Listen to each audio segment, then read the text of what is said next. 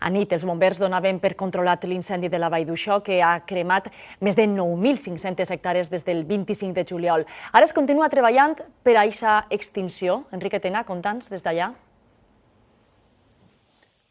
Sí, Patricia, bona vesprada. Mira, nosaltres estem on va començar tot aquest incendi de la Vall d'Uixó i 25 de juliol. Recordem, ja sabem que desgraciadament va ser intencionat aquest incendi en diferents punts d'ací de la Vall d'Uixó. Estem al barri de Carbonaire, molt proper de la Vall d'Uixó, i clar, el que més preocupava aquest dia era la proximitat de les flames, perquè recordem que estàvem en risc extrem per incendis en tot el territori valencià. Afortunadament, les flames no van arribar a les cases, però immediatament, i aquest matí del dissabte 25 de juliol, van començar a desallotjar-se municipis com la Vall d'Uixó, Vilavella, molt proper d'ací, després Artana, Eslida i Aín, i moltíssims municipis. S'ha cremat no només un 12% del parc natural de la Serra d'Espadà, que ja és moltíssim, però per a la gent que no ho sàpiga, també la Serra d'Espadà està lligada amb l'economia, amb les tradicions, amb la forma d'entendre la vida, i és per això que podem dir que una part de l'ànima de totes les persones que vivim ací a la Serra d'Espadà també s'ha cremat. Costarà molt digerir aquesta imatge, són unes muntanyes en blanc i negre,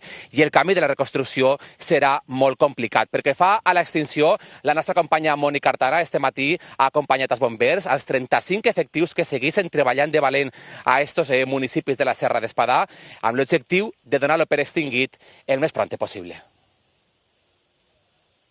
Els mitjans d'extinció terrestres, una vegada donat per controlat este incendi, continuen treballant per a guanyar-li finalment la partida al foc. Concretament, així al terme municipal d'Alcúdia de Veo estan realitzant dos tipus d'actuacions. Per una banda, refreden amb aigua els punts més calents per evitar que amb les altes temperatures puga revifar el foc, i per altra, també estan llevant superfície vegetal que suposaria més combustible per a l'incendi en cas que es tornarà a agarrar el foc. Amb estos treballs, l'objectiu d'estos efectius terrestres és consolidar el perímetre que ja tenen controlat per a poder finalment donar-lo per extingit.